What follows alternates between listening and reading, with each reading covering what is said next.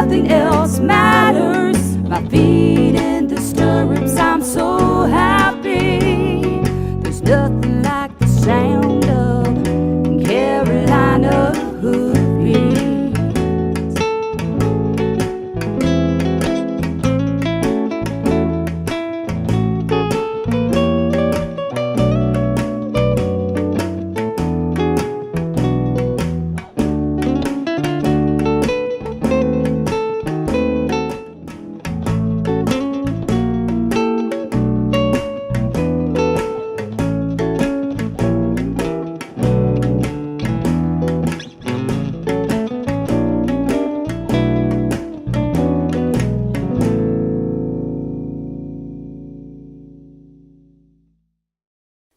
Hi, I'm Rose Cushing, host of Carolina Hoofbeats TV.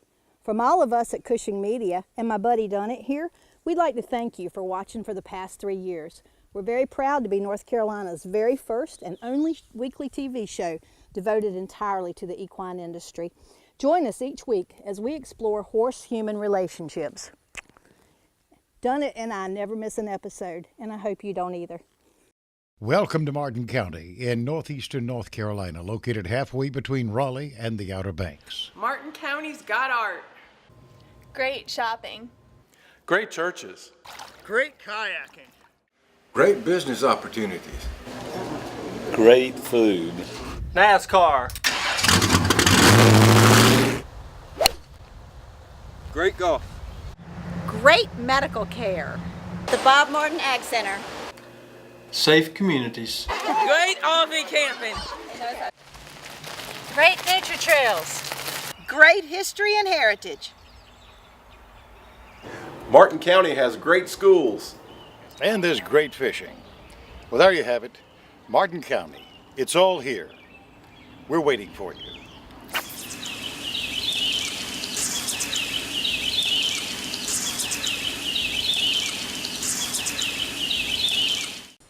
We're here at Kingfisher Equestrian Park in Mooresville, North Carolina this morning, where we caught up with Dana Cook. And Dana is involved in the Olympic Games. She works for the Canadian Olympic team, and she also is a potential rider for the upcoming Olympic Games. So welcome. I'm glad to meet you, Dana. Thank you. Nice to meet you. Tell us a little bit about you and your history. So I moved from a small town of Merritt, British Columbia in Canada in 2008 to work for Rebecca Howard, who's another Canadian rider. I went to work for her as a working student and eventually became her kind of head groom and rider, and that took me to the Pan American Games in 2011 and then the Olympics in 2012. Watch out behind you, Fritz is Are you after my hat, my darling? Not unusual. So worked with her, and when she went to the Olympics, she ended up staying in England, and then I came back to the Fork, where I had been for 5 years with her, right, and took over as being the equestrian director there and rider. And so I was there for 5 years, and then I moved to Kingfisher here in Mooresville, and with Hugh and Diana, and they kind of started out with one horse and then bought a couple more, and so Kingfisher Park now has kind of 3 or 4 horses that's out competing, and they're trying to do some sales as well. We're importing some young horses and trying to sell them and kind of get a bit of a sales program going as well as a competitive program. Very nice. Yeah. So tell me a little bit about being Rebecca's groom. When you're a groom, you're not just the person that brushes them. So tell us a little bit about what you do. You pretty much eat, sleep, and breathe that horse, especially if you're at a major games. You know, that's your first priority. You are their security blanket. You are their person. Mm-hmm. Rupert, for example, he didn't like being touched, didn't like being around a lot of people, but I would go and I'd sit in a stall, during the day when we weren't doing anything, and he would just come and hang out and stand beside me. He would put his head kind of right here. I'd be sitting on the floor. Right. Don't touch me, wouldn't let me touch him, but that was kind of his kind of calming, peaceful thing, and if they're a little bit up going into the show ring, kind of walking up beside them before they go into the ring kind of helps them out a little bit. But you're grooming them, you're feeding them, you are paying attention to every little detail, because you never know what's going to go wrong, and sometimes they get sick traveling, and you just have to pick up every little thing because you want to make sure you are on top of it before it happens. So, right, or before it gets out of control. So, Yeah, literally you are eating and sleeping and breathing that horse. That's not a bad job. It's not a bad job, but it's sometimes really stressful. I'm sure. I'm sure. Yeah. So tell me a little bit about what it was like to be at the London Olympic Games. Hi, it was amazing. It was definitely an experience of a lifetime. You know, you're around all the best riders in the world. And Greenwich was kind of cool because they literally came in and created a cross country in a major park, so in the middle of London. Right. So that was really cool because you were in your own little world at the park, and then you walked off. You just walked down the hill and out the security gates, and you're in London. So so that was really cool. And the arena was built up, so it was on. You know, it started out on plain ground, and then by the time it was at the other end of the arena, which was looking over, I think it was the Queen's house. Yeah, and you were literally on level with the balcony of the Queen's house, you know, so it was, everything was built up because it was all on, I don't know if you've ever been to Greenwich, but it's very hilly. Nothing's flat. So that everything had to be built up to make level. The, you know, the stabling and everything, you know, you might walk, you know, into it and you're on ground level, but then you have to walk down a big ramp because it's, you know, 6 feet off the ground. Right. Yeah, there's just, you got to watch the best riders in the world compete, and you know, we didn't have the best outing that weekend, which was unfortunate, but you know, we had a couple of riders that did well, which was great, and you know, you got to watch, even though we didn't do so well, you still got to watch the best riders, so it was definitely an experience of a lifetime. And I'm sure that all of that confirmed your ambitions. Yes, yeah, there's nothing like going to a major games or even a major event like going to Rolex or the big 3 stars. To kind of get you motivated, and being involved in the team stuff, you know, it gives you another little kind of kick to go home and push on, even if, you know, you've had maybe a broken horse in the past, to go home and work a little harder and try a little harder and try to make it work. So, yeah. My name is Scott Brookins, and I am the owner of Brookins Construction and MD Barn Master of the Carolinas. At MD Barn Master, we have the best warranty in the business. We have a variety of designs to choose from. Our barns are easily customizable to meet your needs. We have financing available to those who qualify. Our barns are fire resistant, and they hold their value with little maintenance. Let us build your dream barn for you today. And 2015 was kind of a tough year for you, wasn't it? Yes, it was. So I had, you know, a horse get injured early in the year, and so that kind of ruined my Pan Am shots, and then I had a really bad fall off of one of my other intermediate horses in the fall at 5 points actually, and we were almost all the way around the course, and what I don't to this day kind of really know totally exactly what happened, but anyways, we both landed on the back side of the jump, and she landed on top of me and broke my pelvis in 3 places. So wow. I was definitely broken for a little while, and but I have such a great support system, you know, and the eventing world is such an amazing support system. You know, there were so many people there that, you know, like Boyd was the first person I saw, Boy Martin. He came up and he just sat there with me until the paramedics got there, and then, you know, I had my groom was there, and my husband and my owners and everybody were all there. They took the horses and got everything sorted. My husband went with me to the hospital, and I had some people that like kind of organized our vehicles and coached my kids, and so everybody kind of steps up and helps out, and which was great. And yeah, I was in the hospital for 10 days, and then I still couldn't really walk, and I couldn't really be transported sitting up, so I went to a rehab facility in Concord for about another 10 days, and it was a bit intense, the physical therapy. It's hard, yes. We did 3 hours every day of physical therapy, wow. So there was a lot of pain and tears, but in the end, you know, I was walking really well by the time I left, and I was really diligent about my physical therapy, and the doctors had originally said 3 months before I could ride, and at 6 weeks they told me that I could start riding. And that's awesome. Yeah, so in my x-rays now, you know, you can see some of the breaks because there's extra calcium deposits around them, but some of the other breaks you can't even see. Good. So you wouldn't even know that it was broken. Now, how do you find the gumption to climb back up there that first time? Well, I'd kind of been teaching and stuff like that for a while, you know, and it's just kind of bred into me, you know, and it's scary. It was the scariest thing I've ever had to deal with, but I was mentally prepared for a fall because most major riders have a bad accident at some point in their life. So laying on the ground, I was like, all right, this is it. This is what I've, what I've heard about, what I've, said, is a potential. Sure. And thank God it wasn't any worse. Exactly. So mentally, I just try to stay really positive, and there was a lot of people that were there behind me staying very positive. So the first time I got on, I was more, the girls put me on like this little pony we had, the safest horse in the barn. They wouldn't let me get on anything else. And that's who I rode for about a week or so. And then I kind of started progressing onto some other horses. And some of my horses had gone to Florida for a couple of months while I was laid up. So Clayton Fredericks rode a few of my horses. So kind of kept them going so that they were kind of ready and schooled by the time I was ready to go again. So so I just had a few. I didn't have a huge selection, but it was good. I was okay the first day. I was a little uncomfortable. I was still like things were not quite. Now that muscle memory has to come back. Yeah, and things weren't completely healed. Even the doctor said I could get on, things weren't completely healed. So and things were stiff and tight and that sort of thing. But it was okay. I think because I stayed so positive during the whole thing, and I'm just so motivated. This is what I do. I eat, sleep, and breathe horses. So my husband can attest to that. So now, what does the future hold for you? Well, the plan is, so this Olympics is probably kind of out of the question because of my fall and horse injuries and stuff like that. So it's hard to get qualified for it. But 2018, they're the World Games in Quebec at Bromont, and I have a few horses that I think have a pretty good shot of making the team. So I play my cards right.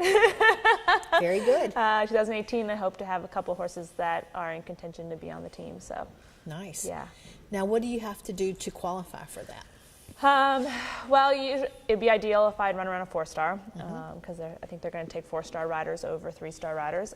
But absolutely, I would have had to have completed a CCI 3-star and been have done well at it. So and placed well, scored well. So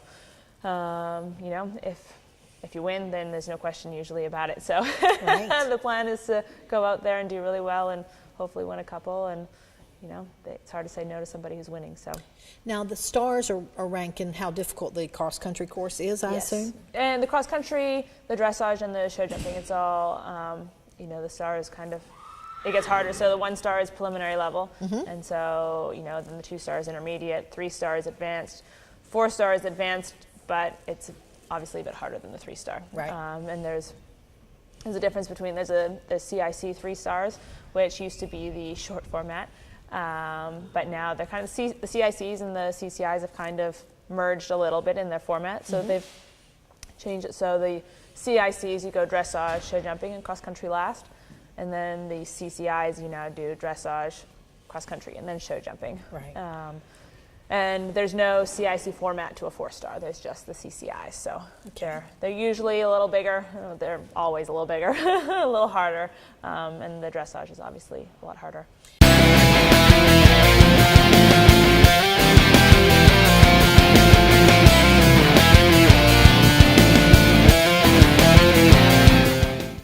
Hello, I'm David King with 5K Arena. This is my wife, Ivy King.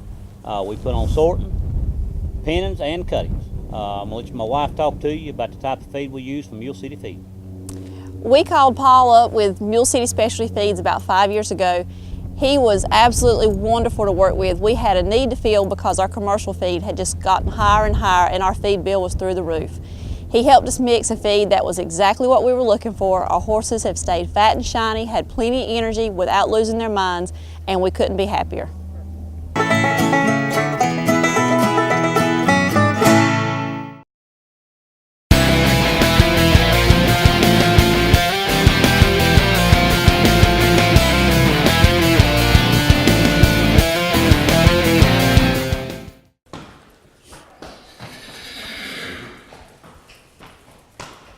Are you sleepy? Are you sleepy?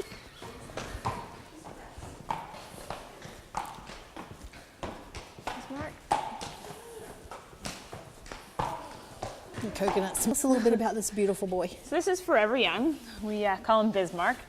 He is I think he's 10 or 11. He just turned 11. Westphalian gelding, who Hugh had actually bought for himself several years ago. And he's the one that kind of started it all. I started riding him for Hugh and Diana. And yeah, we started doing really well, and they got a little bit more interested, and they ended up buying a couple more horses. And yeah, so he was the one that I was originally hoping to take to the Pan Ams and the Olympics, but he had just a minor injury this past year, so we ended up taking the year off. And he's back jumping though, and ready to start competing. Right. He'll he's a little bit ADD. That's okay. He probably needs to be in this sport. yes, he loves the sport. So but he's been very good and very strong competition horse. So he should be back out competing in February, and hopefully move up to intermediate in the relatively near future. So very nice. Yeah. So well, he's beautiful. Thank you. He thinks so too. Yeah, you've seen yourself in the mirror, haven't you, gorgeous boy? Yes. Yes, you have. You're beautiful. Yes, we call him Lord Bismarck. Yep, I can see why. So he kind of rules the barn. So okay, cool. Yep.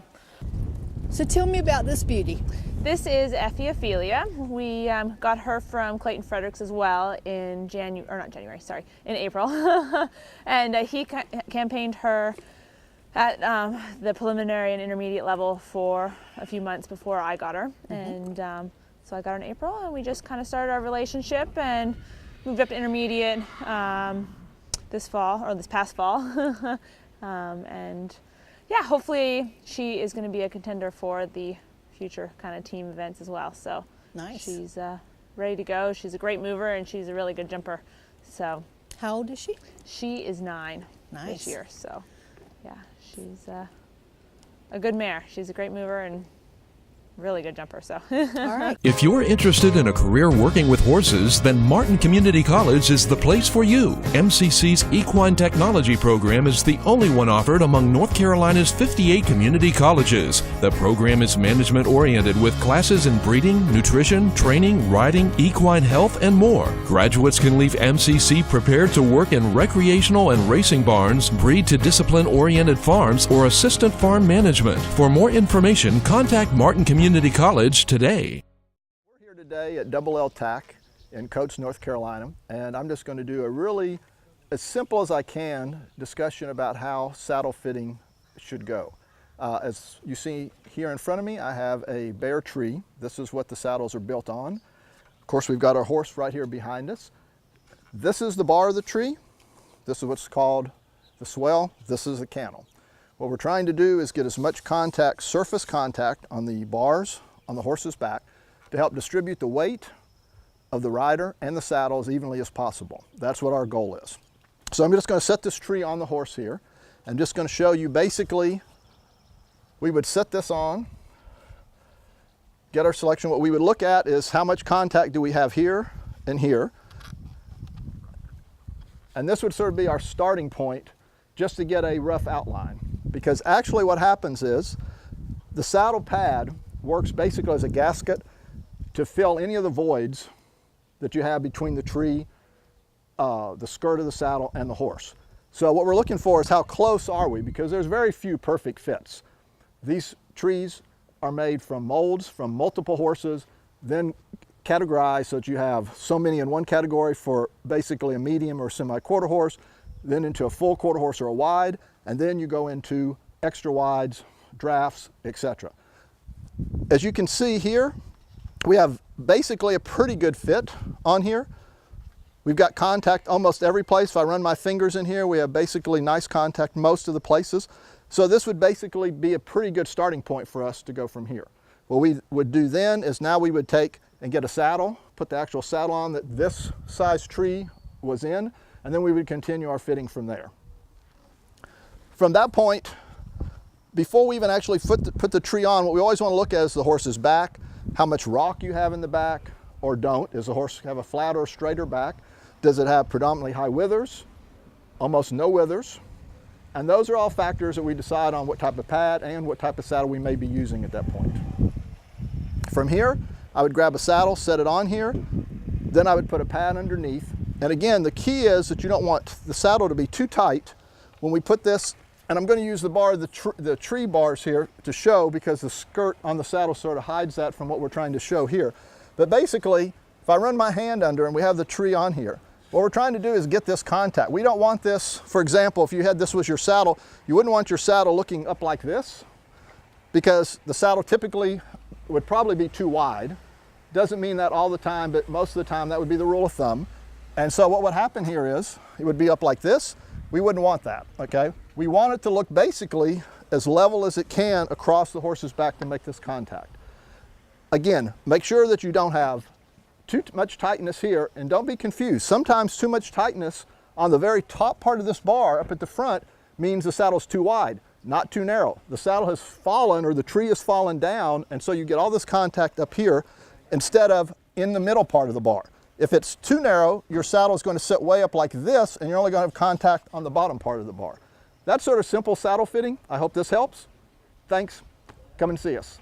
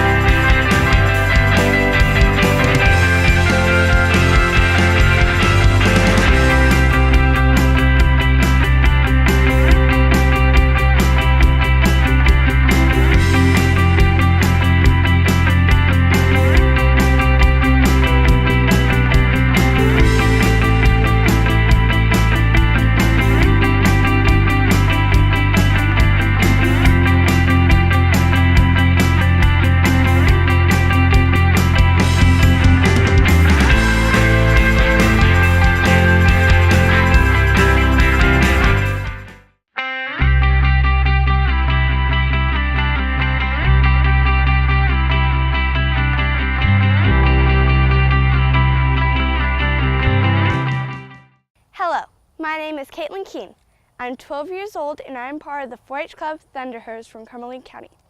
And today I'll be sharing you on how to adjust English and Western stirrups.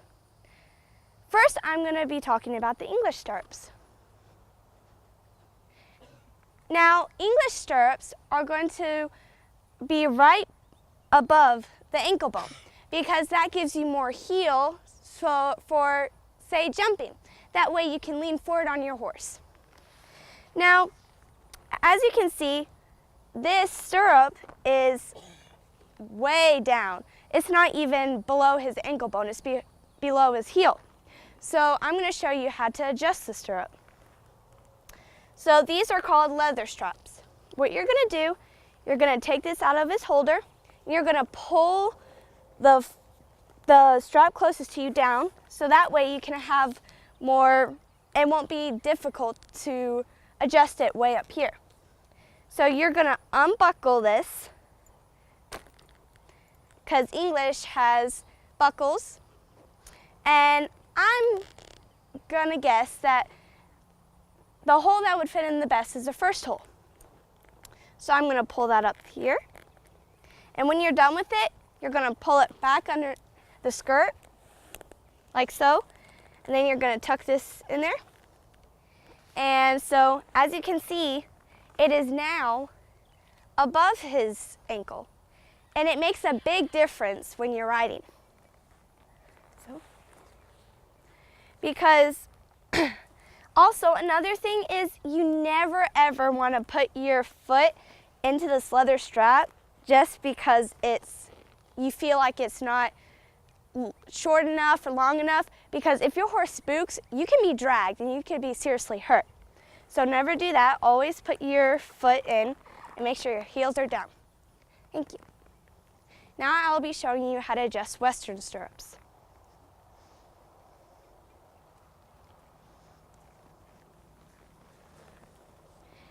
Now, in Western, the stirrup length is totally opposite. You want the stirrups to be below the ankle bone. Now, as you can see on this is way down. So try standing up, Stevie. I can get my fist between her seat and this seat. That's not good at all. Usually you want about 2.5 inches to 3 inches between your seat in the saddle seat. So now I'm going to show you how to adjust it. Do you like this? Thank you. Now, first thing you're going to do, most saddles will have this to keep it in place so that the fender and everything doesn't go out of control, which this is the fender, by the way. So now I'm going to shorten it up. So I'm going to pull, and I'm guessing that's going to go on the second set. So I'm going to put that in there and slide down,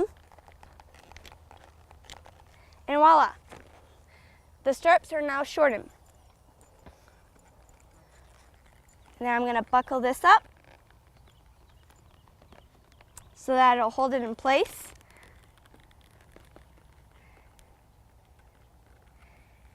And that is how you adjust English and Western stirrups. Thank you.